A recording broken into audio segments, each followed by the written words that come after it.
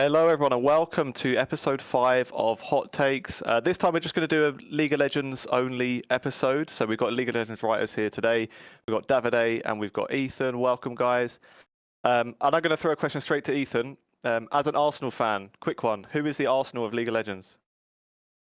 That's a great question, actually. Let me think. I think it's.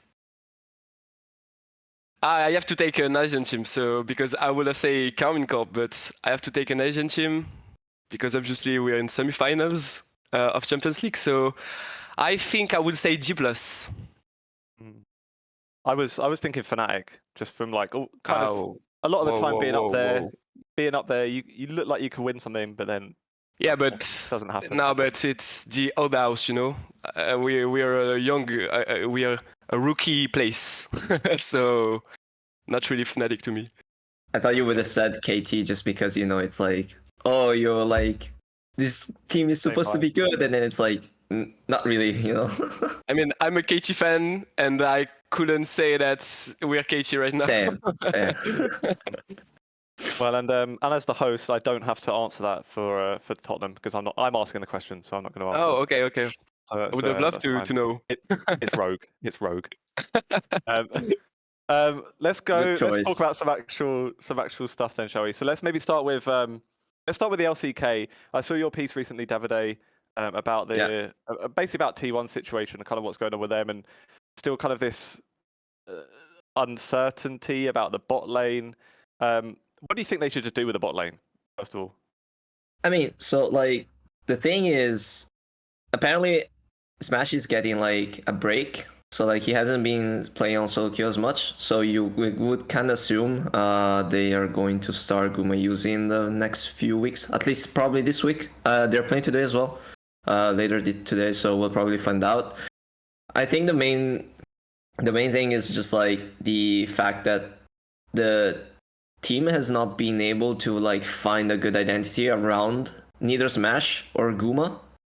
That I think partially is because of the change in the top lane, and then we'll go about into that later.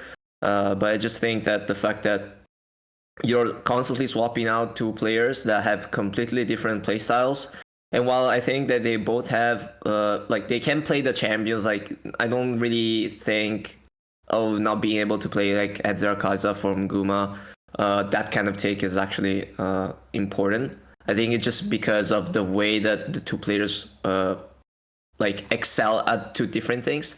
So like Guma is like kind of like the stable, I can handle my own like my lane thing, while Smash is like I need resources, and then I'll play through those resources to get the lead and like dominate team fights. I think that really threw a curveball to T1 because like all the other players have to adapt based on what kind of AD player they have on the team, and they still haven't found out the way to do it like optimally. And considering that other teams are already like oiled up in that sense that they have been playing like this way, like those way, they're kind of like their best way for a long time. I think this is what T1 is struggling the most. I honestly think, like I said in my piece, Guma should be the one starting. Like regardless of whatever like the whole thing situation going on behind the scenes, I just think that Guma is probably the better, like the more experienced one, and I think T1 right now needs results, and at least they need to make it obviously to playoffs if they want to have a chance at winning, like at taking a spot at MSI, even though I think we're probably not going to see them, because I just think that Gen.G and HLE are just that stronger. And then today they have the game against DK, so that will be also kind of like how you say a benchmark, or like gives us more about where the team is standing currently, because I think they barely won against Nongshim, which are technically the 5th team. So like you could still say that T1 is like the 4th force of the LCK, but honestly they're just like so volatile, and then the draft are really questionable, like have been questionable so far. So I'm not really like sold on the team right now, and I think partially is that just because the loss of Zeus and Doran coming in is just like two different players. Doran has been struggling a lot, and we know that like you cannot expect him to be like Zeus, but at the same time he, I think, hasn't lived up to the expectations that were probably set on him so far. So I think, yeah, that's it. My hot take is like T1 might miss out on Worlds this year. Well, they were close to miss out last year already. So yeah, like I mean, the thing is like if you consider how the team has been, like the thing is like the issue is like Doran is so hard to fix. Like my actually, I don't really think the bot lane can be the issue on the long term. I think Doran is the issue on the long term. I agree because it's not like the player is bad. It's just like I think stylistically playing like based on how the rest of the team works, he does not fit into that identity.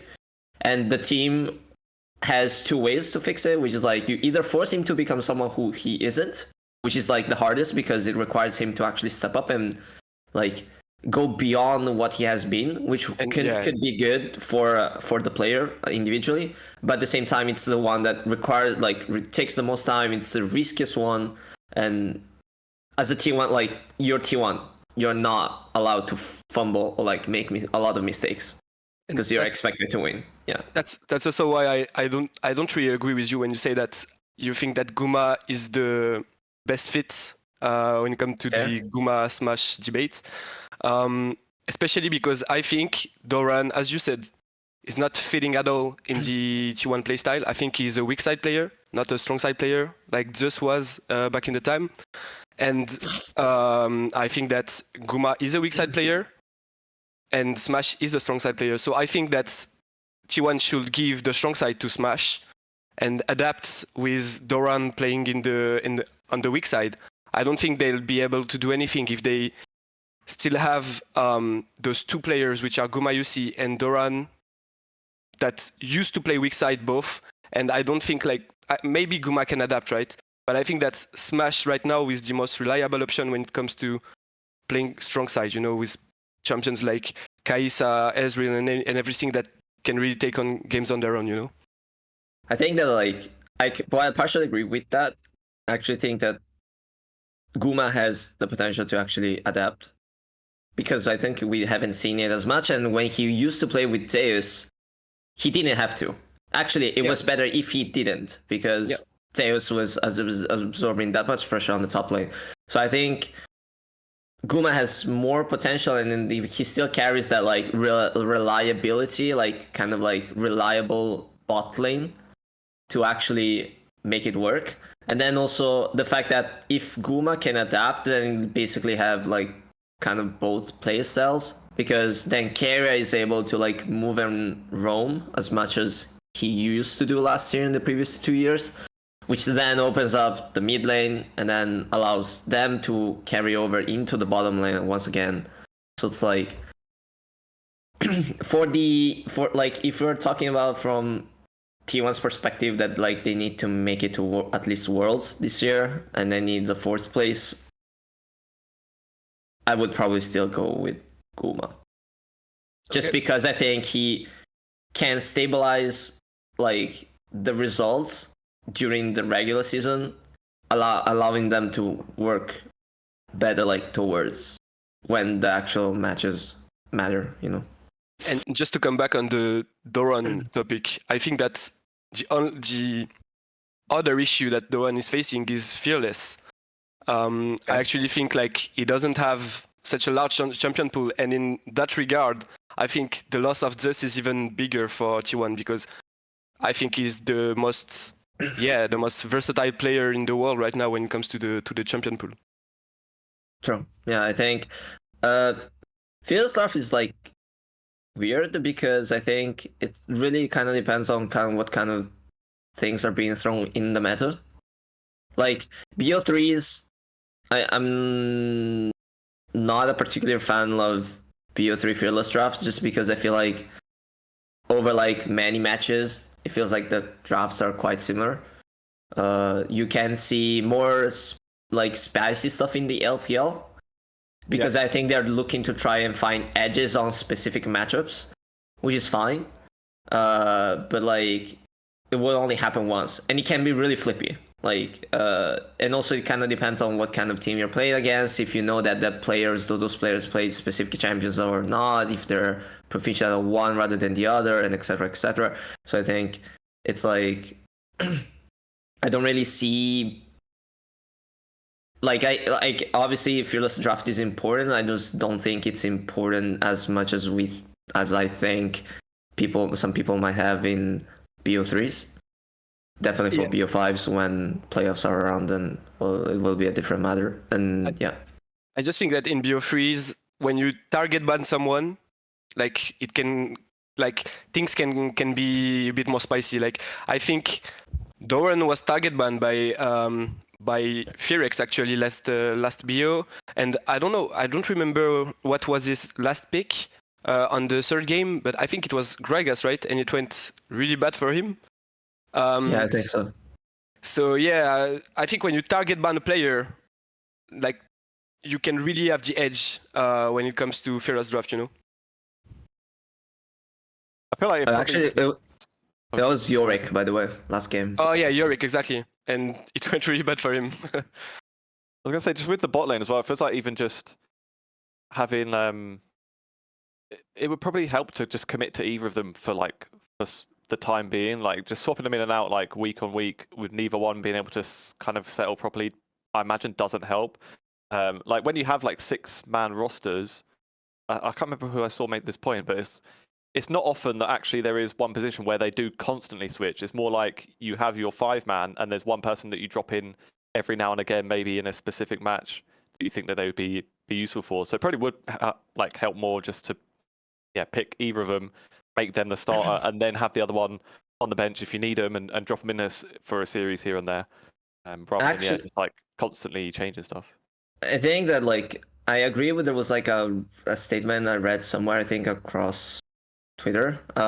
It was like the least impactful role where you're supposed to, like where you can make changes and swaps is actually AD, and I actually think it can be true. Just because like technically the ADC comes in the current meta as like kind of like a backup thingy. Can I say, like I don't know really how to put it like into the right words, but it's like if you're looking to really shake up how the team functions, it's more impactful if you do it like on the top side, like in the jungle or in the top lane. Like we seen that with CFO, with Rest and Driver at first stand, and obviously they did it towards the entire LCP at the start of the season, where they like were literally putting Rest when they needed something like more reliable, like specific picks, and then Driver on more of the counters / aggressive ones, and that worked out really well for them. Used to be in the past with the jungle, I mean SKT in the past, T1, back it was Bangi and I forgot the other name of the jungler. Yeah, it was Juke, no? No, Juke was top lane, sorry. No. Yeah, but there was like to like the jungler coming in like in game 5 and be legit like stomp the entire game. Like it can happen on those. I think like you need to, and we're talking about like 2 different types of playstyles that can have an impact directly on the enemy matchup, like while you're playing against someone else. I think when it comes to the bottom lane, it's like you're not only affecting the enemies based on how they're going to react to your plays or like to your drafts, but you're also like negatively impacting yourself because of the support who has to adapt. And like I feel like Harry hasn't been able to do that at the current moment in T1. I don't think it's his fault necessarily. I do think he has been underperforming.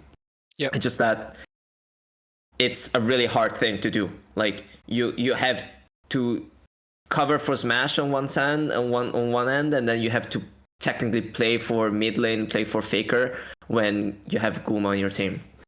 And it's like, and the meta actually doesn't really help either, because you want to have like enchanter supports or like less engaging ones, I think, when you're playing hyper carries, and you're supposed to stay on the lane.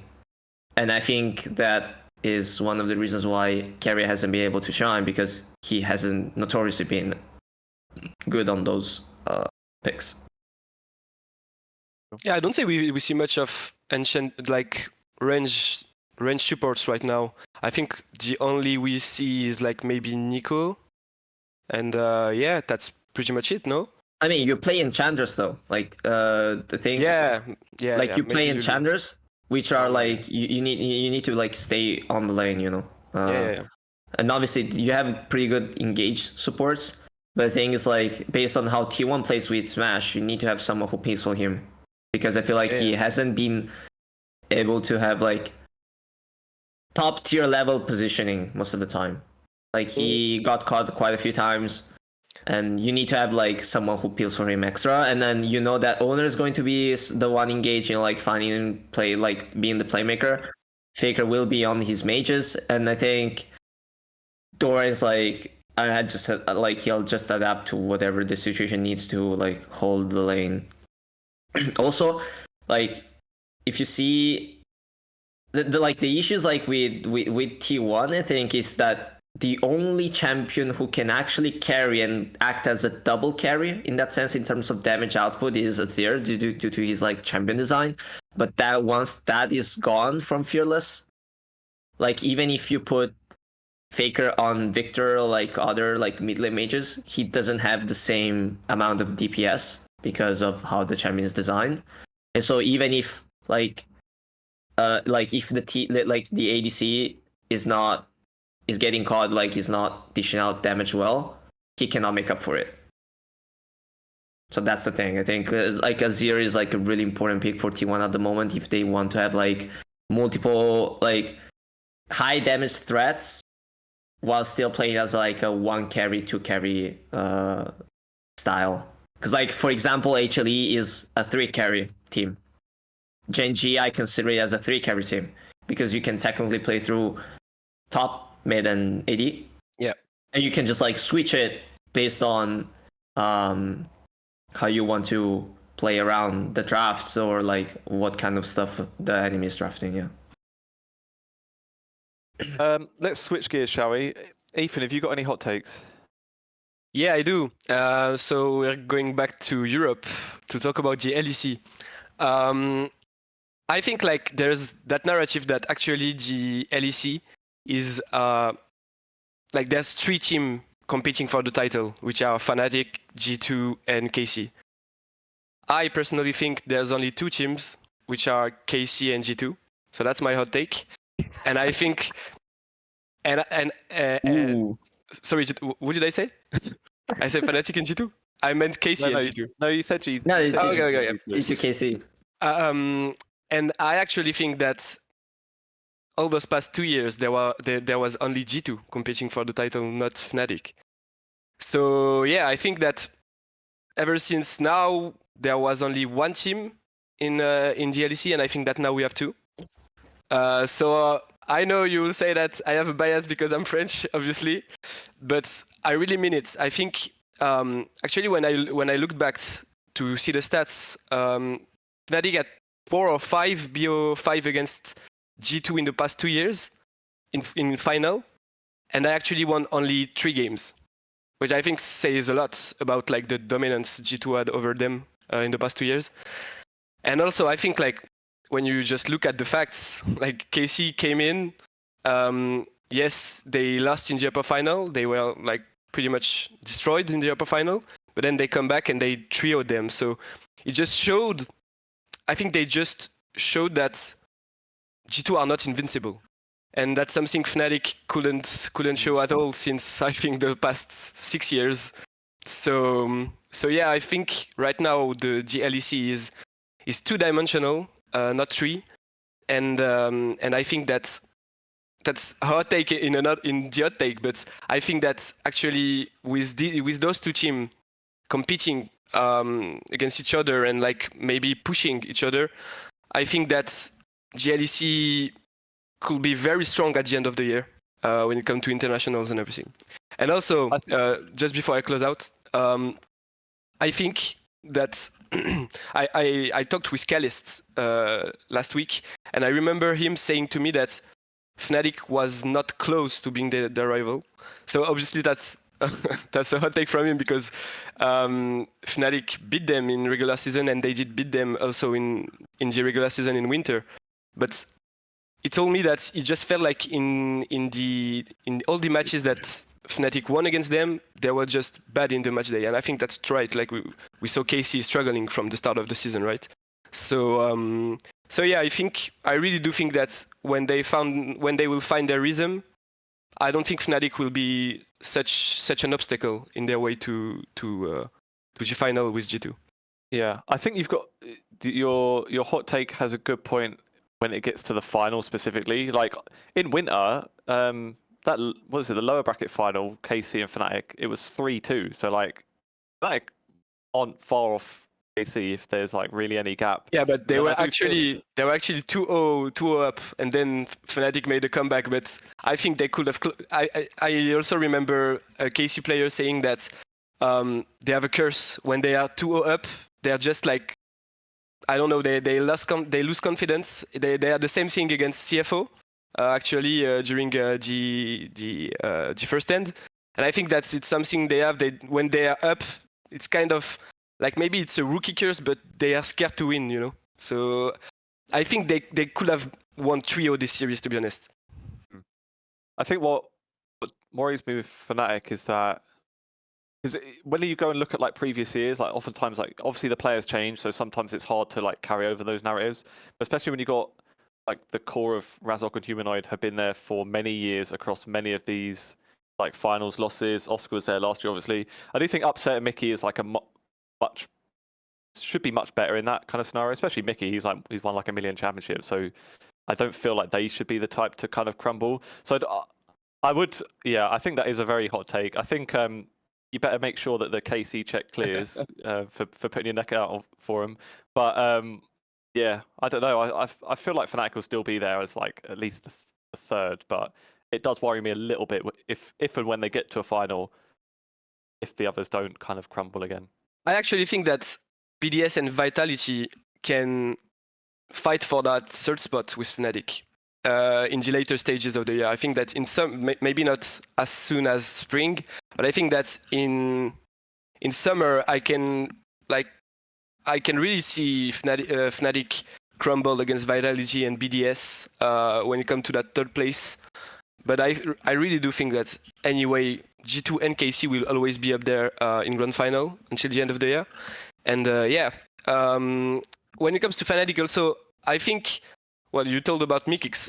I agree, like this guy is a championship machine, right?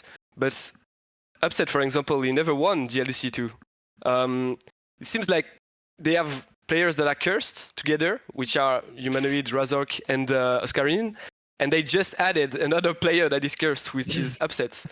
And other than that, I feel like this team doesn't have the same ceiling as G2 and KC. Because I think that obviously these are players that we saw play for a long time in the LEC. I think that they pretty much showed everything they got, to be honest. But then I would say that probably, except for Oscarinin, the other four, their ceiling is like almost being the best in their role in the league, isn't it? Yeah, I agree. I agree with that. So I don't think their ceiling's much problem. I think you got a good point as well about like the level of the league being higher as well. Yeah. Not even just like G2, KC, and if we put Fnatic in there, like you say, they can like push each other. But then you mentioned BDS Vitality are looking a bit better. Vitality are looking much better now. Now Niski's there. Giant X have been like on this mad downfall, but yeah, it feels like they still got some pieces that they could kind of turn around a bit. I'm not sure. I mean, they looked all right at the start of the year, and everyone was Yeah. saying that, like in scrims and that, they were looking really strong straight away. God knows what's happened. It was literally since like the Giotto interview about G2 that they just nosedived that day. But another curse. Thinking in the world that they could turn it around a bit as well, you could end up with 5 or 6 teams that are all pretty decent, and as you say, would be like pushing each other. So it's a good sign overall, I think. I think. Sorry to interrupt, but I think regarding your take, Ethan, I don't know. It's like for me, it's like Fnatic it's really hard to be like a Fnatic fan because I think you actually have on paper one of the strongest core within the entire league, because I think Razor Humanoid upset Mickey X is actually like top was a tier. super team. Yeah. Like Oscarine is not like he's not like that lower than other top laners, but just like I think he's still a little bit like a slightly tier below BB and like Kana for sure. But I think he's pretty decent to like be up there. I just think that the one issue I've always had with Fnatic is like they seem to struggle on how to play from behind, and this is like mainly dictated by the jungler. Yeah, it's like he is actually like super aggressive, which I think is fine. Like I think you need to have aggressive junglers that are willing to like look for plays and stuff, because that's what you need when you're going to internationals. Because if you don't have like the confidence and the balls to do it when things get really, really messy, it's like you're always going to lose to the Asian teams because they're used to playing that much under pressure, you know. So that is good. The only thing is that obviously it's like the more you play like that, the more volatile you become, and then the easier it is to like crumble when things do go south. So for me, it's like I've always rated Razor very highly as a jungler, just because I'm a jungler. Like I also play jungle. I know how like by looking at him, I was quite impressed by how he used to play. I just think that he hasn't been able to like take it up another notch to actually. He actually underperformed since the start of the year. I mean, this year, yes. I mean, I was referring to like compared to the previous years. Yeah. I think that he needed to be like a little bit more conservative in certain stuff, and then like in certain plays or like certain situations, and he hasn't been able to show that like suppress himself, like his hyper aggressiveness in that sense. And I think that like other junglers in the LEC like Yike and Skumon have technically become better at those. Like even Yike, when he first came into the LEC, he used to be like, he came in as the super LFL talent that destroyed and dominated on his like Viego, Belvet and stuff. And then with Deal and Falco, he literally got put into Maokai duty for like half a season, and then he plays in AP though, so and then he was playing like he started playing Average, he also was playing Sejuani, he played that first time he's playing in the LEC as well. So I think that's as a growth for a jungler is super important, because you need to have a player who can do both roles, especially now with the fearless draft going on. Like you actually need to have like all-rounded junglers. And I think if like, you know, like the hexagon thing of like a player's abilities, like if Razork is like so hyper aggressive, and in terms of aggressiveness is super close, or maybe even higher than Skumon and Yike, I think he kind of like lacks a bit in the other departments compared to like those two.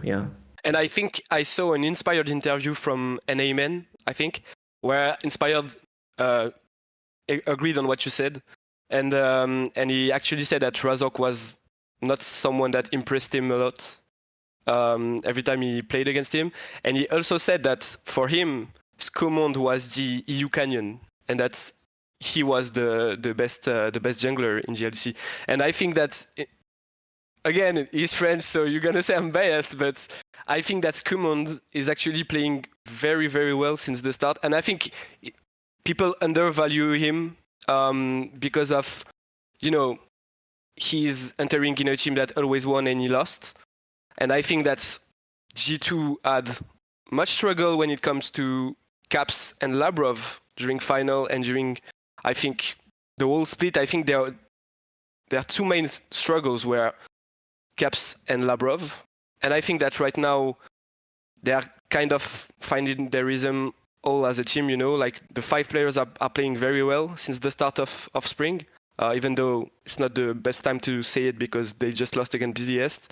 But yeah, I think that Skumond is very consistent, and that's something maybe Yike and Razork both miss since the start of their LEC career. And I think that right now, Skumond, ever since he joined the LEC, has been very consistent. Even when G2 lost, actually. Yeah, I think like in terms of ceiling, I think Skumon is probably the highest one.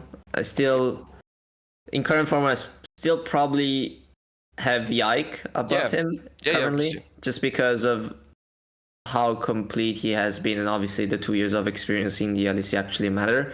But I think like over a little longer period of time, I definitely see Skumon potentially like overtake Yike. I hope it's like it's like I hope it's not like it's not going to happen, but it's like I just feel like I hope that these two junglers keep on like going one tap over the other, so that we can actually have like talents that are able to match the Eastern teams, because I think that's currently the biggest thing. And I hope that Razork like keep up the level, because right now, as we said, he's been underperforming, but I think that he has the level to be up there with them, right? I don't think he's the problem when I say that Fnatic won't match KC and G2 until the end of the year. I think that Razork, if he plays to these standards, can actually counterbalance that. I think that he can, raise the bar for the team and maybe put them in a second place for at least one split. But just to also talk about Skumon, because I said only nice thing about him, but I think that there's one thing where I need to step up. It's to not being that selfish, because I think like right now he's playing too much like he plays in solo queue, which is why he got rank 1 for like, I don't know, I think since 2 years he's been the rank 1 in the US. But I think that he's playing too selfish, and in pro play, when he will come to playing against the Asian team and everything, and he will have to face Peanut, who is like cheesing at level 3, or is that, ganking, making random ganks at after 3 camps and everything. I think that he may have some struggles there. So I think he needs to learn how to play more aggressive and less selfish. Agree. One more thing I wanted to touch on the LEC before we go on to maybe a final topic. It's just the roadshow as well. I've got a bit of a hot take on the roadshow stuff. So obviously they're going to Madrid this weekend. I'll be there, and then I assume Ethan, you'll be at Paris in a couple of weeks. Yeah. And it's obviously a great initiative. Like clearly the LEC the last couple of years is like really needed more stadium events. What is a bit silly is it's going to make the finals in the LEC studio look so rubbish in comparison. I'm assuming that both events are pulled off well, which I imagine they will be. Like Koi are hosting the Madrid one, and they've done events themselves. KC are doing the Paris one, right? And they've obviously done their own events. So both of those teams know how to run these things, and surely they're going to run them like their previous events that have been big successes. So it's going to look like these big epic events just for these like regular season games. Yeah. And then we're going to have the final in the same studio with a little shield in front of 100 people. To be honest, it's not a hot take. It's just going to make it look so underwhelming, isn't it? It's going to. Yeah. It'd be interesting to ask the players this after it's happened, but it will shouldn't it feel more important as well? If you're going to be playing in front of like thousands of fans, it will feel like a more important game. It's just natural, right? Yep.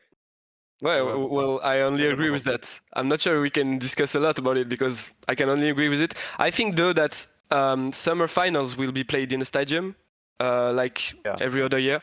So that's at least reassuring, right?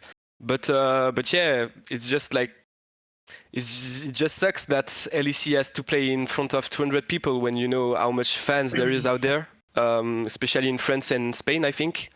So yeah, I just hope. And right now, I think also if Flossrotten is joined next year, I'm down to put the LEC studio in UK too. I think like there's so much like big fan base in all those countries that it's sad to see it like stick to Berlin and keep like this 200 little local, Yeah. But I don't feel like it even. Yeah, go on. Just quick. I don't think it doesn't even need to be like. It doesn't always have to be a massive stadium. I can understand like maybe like a winter playoffs and a spring playoffs. They might not feel like they could fill out a big arena like maybe they could for summer. Put it in front of just like rent like a gym and do 1,000 people or something in one of these other countries that you'd fill it out. It wouldn't cost like an extortionate amount, I wouldn't imagine. But Do you know what's the it's just capacity of? underwhelming, isn't it? Yeah. Do you know what's the capacity of the Madrid arena? Like how much people will I think be the arena there? itself, like, I don't know how many people will be there. I was at the same arena for Masters in VCT last year. Yeah. It was like it was a few thousand. It was like a good size where it's like it wasn't a huge, enormous thing, but it was like kind of compact and was like a good atmosphere. Yeah, where KC was everyone's just kind of that, like, you know. yeah, KC will be just that because I was there for GLFL days and it was like 2,000 people, which is like it's not gigantic, you know, like those KCX or those big events that KC and Koi have done, but it's still like it's still fine. Like it looks like there are a huge amount of people where there are just 9,000 and there are just 2,000, and when you're in there, it doesn't feel like wow, there's a lot of people here, you know. So like I think there are. Wikipedia is saying it was 12,000 last year, but I don't feel Oh. that was Oh, true. okay. But yeah, go on. Go ahead, Davide. So like my thing with the road shows is like I want them to be more of them, but at the same time I don't want them to be like oversaturated just because I feel like then people would be less incentivized to go because they would feel you have like too many opportunities to go, and then the number of attendees drops down because people won't be able to like attend all events, every single event. And so like I'm fine having like at least 1 or 2 road shows per split, for example, and maybe you just give each team a chance, so like at least the bigger teams with the bigger fan bases a chance to decide, and maybe even just like move it to countries that are not like within their fan bases. So for example, I would definitely be down, would happy if we had something in Italy, and I would definitely go there if I had the chance. So it's like maybe do something in Milan and just have like G2 and Mad move here, play a series in front of like 1,500 people. I think if well advertised in advance, I think there's the chance you can fill it out with no major issues. And I think that there will be players willing to travel, fans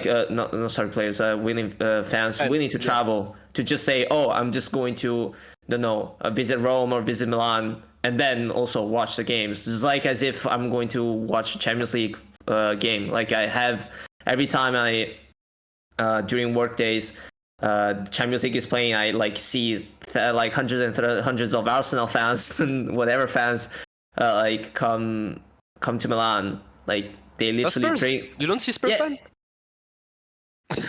I forgot you saw them. You would have a lot of times in the last decade, all right? Just in the last couple of years. Yeah, that's true. That's true. I give you that. I give you that. It's like literally like drinking the whole, like they wake up, they go to Navili, which is like the drinking like streets, from like early morning till like late afternoon before they go straight into the stadium. Like I would be down to seeing that, and I would love to see that more for esports as well. Yep. So I think like more of them for sure. I think this is obviously a good test for Riot to gauge if it actually makes sense for them. I think we also seen it in the LCK, we've seen it in the LPL as well. They're looking to push more and more towards offline events. So as long as we keep that going, don't make it a one time only thing, I think that's definitely the good direction.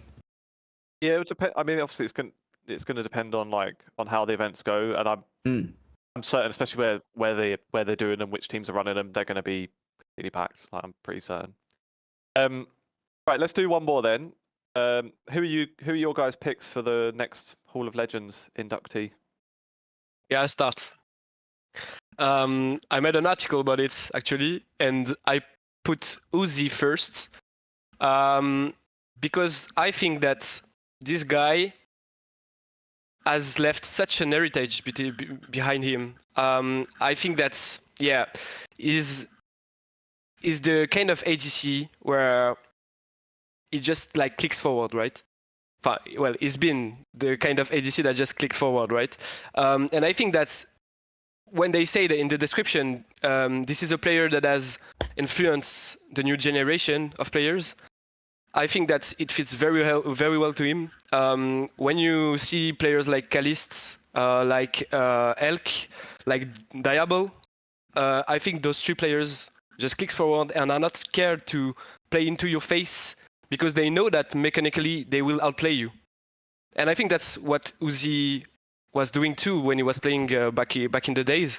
And I think he actually he redefined what was it to be an AD carry, because people when they hear AD carry, they think, okay, this is a guy that has to stand behind his front lane and just hit from behind, and this guy was just like one of the first to be flanking with Vayne, you know, like who does that? Back in the days, it was not common at all, you know. And yeah, I think it's really about it.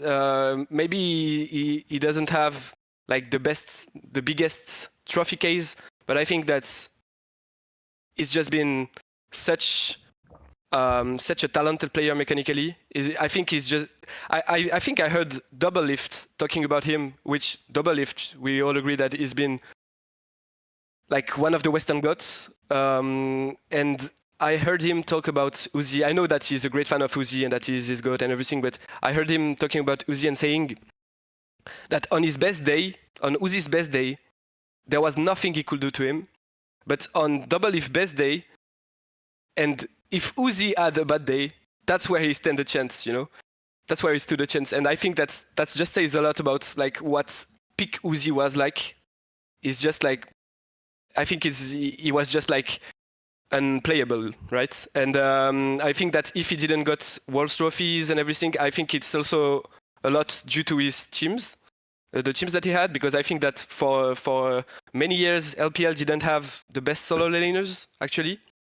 So yeah, I think that's about it. And just maybe to close it, I think also that it's great that that the Hall of Legends highlights a Chinese player and even more an LPL player, because I think that's obviously after GLCK it's been historically the best region. So yeah, I think Uzi is my take. Like, I think there are partially two reasons why. Yeah. So it's like there are two reasons why I think it would be UZI. And one already is mentioned by Ethan. The other one, I think, just because it's from a strategical point of view, it would make sense for Riot to make it how do you say like Worlds being China. Yep. So it would be also great to, you know, like have your basically Hall of Legends guy become like be inducted, or like have a ceremony kind of thing when the Worlds is taking place as well. I think that obviously like UZI was one of the players on my list. I think that initially if I had to take someone, I would have probably preferred a Western person. Just because I feel like you already had Faker, which is like the Eastern GOAT, like Korean GOAT. So it's like it would be fine to have someone who represented the West. And I think if it's not coming this year, it's coming in the next or 2 years. Yeah, hopefully. Is it really representative of, you know, peak League of Legends? No, yeah, for sure. But I mean, yeah, for sure. That's one of the counter arguments I've also thought about, like when I was telling myself this, and I think. You could tackle it then from that point of view. You could probably say that if I had to rate based on this logic, then I would put UZI and then the Shy, just because of how influential they have been to the entire league community over the past, like usually for the last 10 years, and the Shy ever since he's like won Worlds and dominated Worlds in 2018. So it's like, then after those two, who would it be, you know? Yeah, I think we will keep on going with Eastern players, right? So yeah, I think you exactly just like go with Eastern yeah. players all the way, and I think you can consider like Rookie, you can consider like others. I just like think that even Ruler, Death, Barrel, you know. I just think that logic has a limit, you know. But I think that right now, like for the second one, I'm not sure it will be crossed if it's a Chinese player. No, for sure. I don't. If I was go on. Just gonna say, if I was like a Chinese fan and then I was waiting for the next one, and then it was like an EU player, I would be like, I would be furious. Yeah. I think just the issue with it is is doing them so infrequently. Like, I understand with Faker's one, they did the whole song and dance, the mega expensive skin and everything. I feel like they should just start doing more players quicker. agree. And maybe they just don't have to do the full, such a big event about it. Because you think even if they do one a year, the game's been going for what 15 years? Yeah. There's more than 15 Yeah. players that you could be Yeah. putting in there already. So it's just you're never gonna get people in there that deserve to be there. Because from the West, sure, like someone like Apps would obviously deserve to be there. You go like Perks, I don't know, like Diamond Procs if you're going far back enough, those kind of players. But there is a lot of Eastern players that would be there first. So like, if you're going to try and be fair and do it, spread it across the regions, then you've got to just do it quicker. Otherwise, it's just going to take forever. You're never going to actually get anywhere, basically. Yeah, I'm like thinking I from the. I saw someone say Yeah. for the next one. Sorry? Who the fuck think? I can't remember who it was. I think I remember who, but I'm not 100% sure, so I don't want to put him on blast and say the wrong person. But yeah, I also want to say, like, I think it could even be Bjergsen. I said it was Bjergsen. Ooh. Bro, I That's said a hot take. That's a hot take. I said it. No, I initially hoped it was Bjergsen. Bjergsen, man. Just Okay. because, like, I have a big bias towards him. I think he should be there, by the way. I'm not saying like he wouldn't deserve to be in it if they had everyone that should be there. Like, for me, honestly, in terms of like Western representatives potentially for Hall of Legends, I think the only one who could be higher than Bjergsen currently in my mind is Caps. Like, I would rate Bjergsen higher than Doublelift. Okay. Not that because, like, I don't like the guy. I think Doublelift has been probably the best ADC the West has seen, like, in the first era of League esports. But I just think of how Bjergsen is kind of like my Western Faker in terms of like growth and how a person has matured. Like, I really look into like people, like players' personalities. And I think if you look at how Bjergsen was when he first started his competitive career compared to how he ended it, I think this was like, you literally saw a person go through his entire like mature process, being from like a super shy guy who just like was only focused on playing League to like leading a team, leading an organization like TSM that goes and says a lot about stuff, you know, to like being like a leader. I think I don't know, like he kind of became an inspiration to me, you know. Yeah. It's like people having their own struggles and then facing them and then become, you know, a much stronger person. And I think Doublelift had that a lot too. yeah, for sure. Obviously. He also had that a lot as well. I just think that, you know, I think while there was the whole thing about Hall of Legends, like, would you consider retiring players more likely to get into that? I still think that it kind of makes more sense if you I agree. like, aside from Faker, obviously, because of how important he has been to the entire LoL esports community. I think having players who have already left the competitive scene can be, like, how do you say, more correct in a way. Because like if you go and watch wrestling like WWE, you rarely see like superstars getting put into Hall of Legends while they're like still wrestling actively. Same for GNBA. Actually, yeah, you have to wait 10 years after the player has been retired before you can introduce him to G Hall of Fame. So yeah. Exactly. So I think that's by saying that logic, you know, it's I hope we will kind of like look into that maybe in the future. And I also agree with Lee with the fact that there should be more players, even though I think on the other hand you kind of would lose value. So it's like you're being matched with other X guys.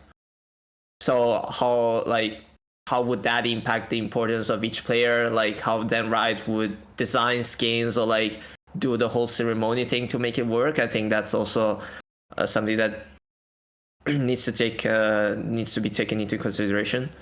But yeah, I think definitely more players, because otherwise we're never going to end, you know. But I would not mind if, you know, for like the first 3 years they keep going with like one inductee only, and then Yeah, like sure. afterwards they start making like 2 or 3 per year, because I think that maybe they could have like, you know, one Western representative, one Chinese, and one like Korean, just to make sure like we have all 3 gods. Now we can go with the other legends, you know. Yeah, definitely. Like I definitely see that as a Yeah. possible thing for me, and I think it would make sense, you know. Yep. I do think you're right that it is probably Uzi, especially like with the description they said. I feel like if it was someone that had like even won one worlds, it would say like that they're a world champion or something. It just, the fact that it doesn't mention titles seems to point to him more than anyone. But yeah, I think that's probably all we've got time for this week. So thank you guys for joining me to talk League of Legends. In case anyone's wondering where Sophie was, she's taking a holiday, which is like, can you believe that, having a break from esports work? Selfish, but yeah. So I've had to step in as a host, but I think Sophie will be back. You might not have to put up with me next week. If there's but yeah, thanks for watching, everyone. Give it a like, Thank you. subscribe to the Hotspot One channel, and we'll see you next time. See you. Bye. Bye bye.